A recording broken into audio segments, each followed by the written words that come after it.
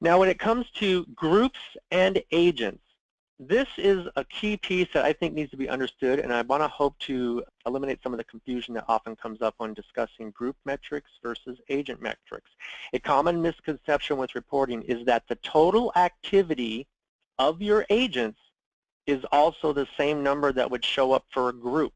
The example is, if 10 agents each take 10 calls, and those agents belong to the customer service group, then most users would believe they would run a group call or a group report for customer service and see 100 calls.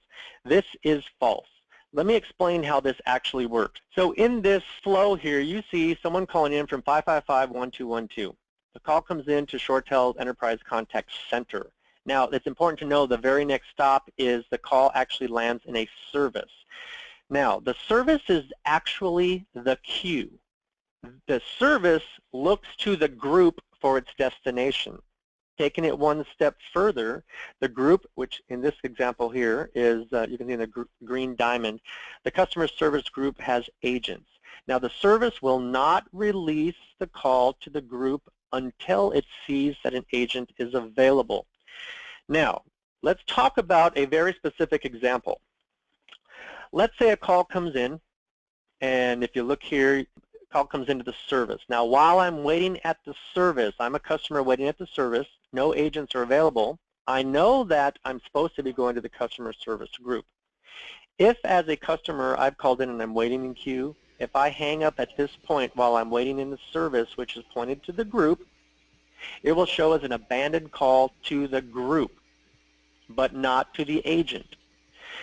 However, if the call gets all the way to an agent and rings to an agent, and you can see the phone on the right-hand side, and the caller abandons at that point, you will then see the call abandoned to the agent. So this is why there's a variance in numbers. When you go back to report abandoned calls for a group, it's very likely you might see 5 calls abandoned to the group, but only 4 calls abandoned to agents. That is because your caller may have called, got to the point where they heard the on-hold messaging, thank you for holding, an agent will be with you momentarily, and they got impatient and hung up. That's an important distinction to understand, because when you run your reports, the group activities goal is to show you what's happening at the group level. We haven't yet seen an agent. However, the agent reports are specifically for agents. Hopefully this sort of gets sort of the confusion out of the way. When you run reports, they will have different numbers.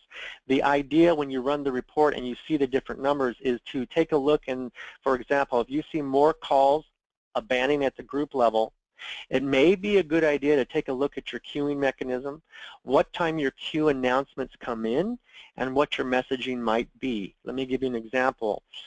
If I land in queue and my first message is, thank you for calling Inflow Communications, there are 20 callers ahead of you, that could be very off-putting to a user, and they may immediately abandon their call. So when we talk about looking at details, sometimes they will influence other decisions. What I'm clear to point out is that when you're looking at details, think about the underlying reasons. So it's just a mechanism for you to separate the differences. So what I would recommend is run a group report, find the activity for your customer service group, then run the agents report for those same agents. Find the differences, and that gives you some insight into what's actually happening at the group level queuing versus to an agent. Obviously, if an agent abandons a call, that means they didn't take the call, so you may have an agent performance issue. So keep in mind that group numbers do not always match agent numbers for this specific reason. Now let's take that one step further. Now another thing to be aware of, this goes back to one of ECC's strengths, is it has quite a bit of data. It actually tracks details ad nauseum, and I mean that in a good way. So let's talk about this scenario here. When we talk about group counts and agent calls, here's a common scenario. This caller with 555-1212 is calling in.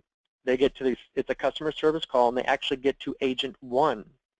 Agent 1 begins handling the call, pre-screens the client, asks them for the specific inquiry, and they start going down to the details, and the agent realizes, I don't know the answer, so I'm going to have to put the customer on hold and reach out to agent 2.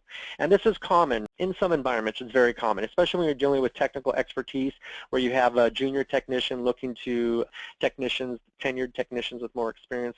They may reach out to someone for assistance. Now, in this scenario, while it's one customer call, because agent A reached out to agent B, or in this case, agent 1 and 2, it will now flag 2 calls for agent 1, and here is why.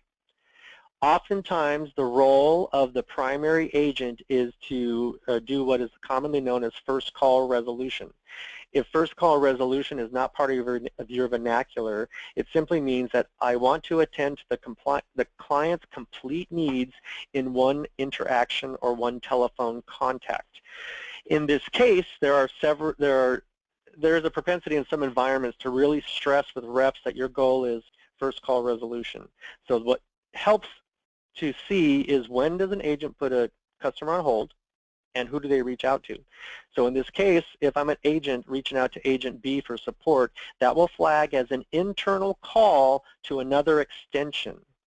So in that instance, you will see 2 calls. But what's really important here, and what it really may point to, is if agent 1 has a persistent need to reach out to others in the contact center to help them resolve a customer call, it could be pointing to a need for further training, or perhaps the agent is actually logged in or has been assigned the wrong skill. These are things and indicators that allow you to dissect further the black and white number. So this is another reason why you'll see a dissimilarity in calls. It's possible for one call to hit a group, customer service, but as soon as it hits an agent, the agent reaches out to somebody else. In that case, you'll see 1 call for the group, 2 call for the agents. So what's also important to know that with the agent reporting, you will see internal calls and external calls. So there's a distinction. So when you also do a consult, if I'm an agent 1 and I consult with somebody else and that person doesn't take the call, that will also flag as an additional call. So things to watch out for.